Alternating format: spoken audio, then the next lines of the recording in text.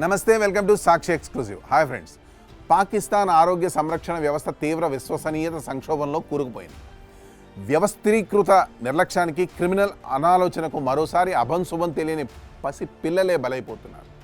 కరాచీలోని ప్రభుత్వ ఆధారిత ఆసుపత్రుల కేంద్రంగా వెలుగుచూసిన హెచ్ఐవి ఉత్పాతంలో 130 మందికి పైగా బాధితులుగా మారగా అందులో అత్యధికులు పసి కందులే కావడం ప్రపంచాన్ని తీవ్ర దిగ్భ్రాంతికి గురి చేస్తుంది. ఈ వీడియోలో ఆ పూర్తి వివరాలు చూద్దాం. వీడియోతో ఎక్కడ స్కిప్ అవ్వకుండా చూడండి. పాకిస్తాన్ వ్యాప్తంగా చిన్నారులకు హెచ్ఐవి నిరంతరం పాకుతుంది. ఇది పుట్టుకతోనో లేదా తల్లిదండ్రుల నుండో సంక్రమిస్తున్న వ్యాధి అయితే కాదు. వారి రోగాలను నయం చేయాల్సిన ప్రాథమిక ఆరోగ్య కేంద్రాలు, ఆసుపత్రుల నుంచే ఈ మృత్యు వైరస్ వారి శరీరాల్లోకి ప్రవేశిస్తుంది.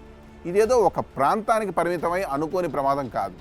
ఏటా ఏదో ఒక నగరంలో రకరకాల ఆసుపత్రుల్లో నిరంతరం పునరావృతమవుతున్న ఒక భయంకరమైన ఉత్పాతం.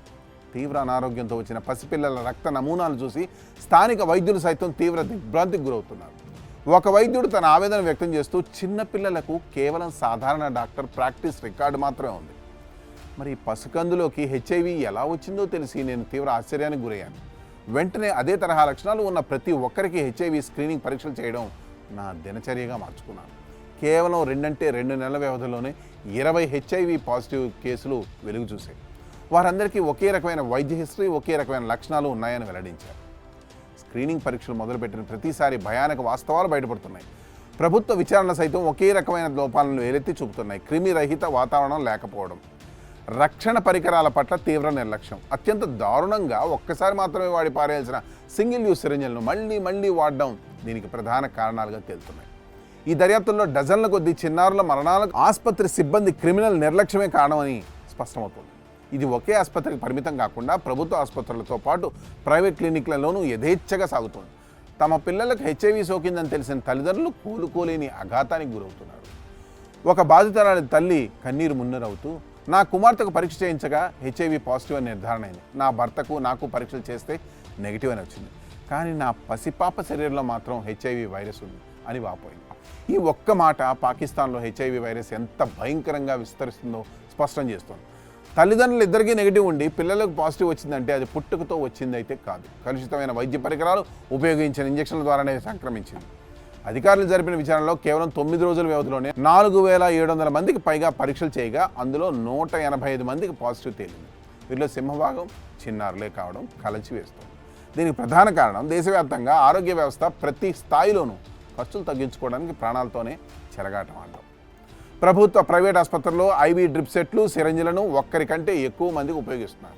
సిబ్బంది కొత్త సూది వాడినా పాత సిరంజి బాడీతోనే మందుల సీసాలోకి పిక్ చేయడం వల్ల ఆ సీసా మొత్తం కలుషితమై తర్వాత రోగులందరికీ వైరస్ పాకుతోంది. మరోవైపు గ్రామీణ ప్రాంతాల్లో సరైన పర్యవేక్షణ లేకపోవడంతో ఎలాంటి అర్హత లేని వ్యాపారులు నకిలీ క్లినిక్లు నడుపుతున్నారు. వీళ్ళు వాడేసిన మెడికల్ వేస్ట్ను రీసైకిల్ చేసి మరీ వాడుతున్నారు. దీనికి తోడు మాత్రల కంటే ఇంజక్షన్లు, ఐవీ డ్రిప్పులే త్వరగా నయం చేస్తాయనే అజ్ఞానం ప్రజల్లో ఉంది. జ్వరం, దగ్గు, విరోచనాలు వంటి సాధారణ వ్యాధులకు కూడా చిన్నపిల్లలకు అనవసరంగా ఇంజక్షన్లు ఇచ్చేస్తున్నారు. ప్రతి ఇంజక్షన్ ఒక కలుషితమైన సూదితో మృత్యువును ఆహ్వానించడమే అవుతుంది. అంతేకాకుండా దేశవ్యాప్తంగా ఉన్న బ్లడ్ బ్యాంకులు రక్త పరీక్షలు సరిగ్గా నిర్వహించకపోవడం వల్ల తలసేమియా వంటి వ్యాధులతో తరచూ రక్తం మార్చుకోవాల్సిన పసిపిల్లలు నేరుగా హెచ్ఐవి బారిన పడిపోతున్నారు.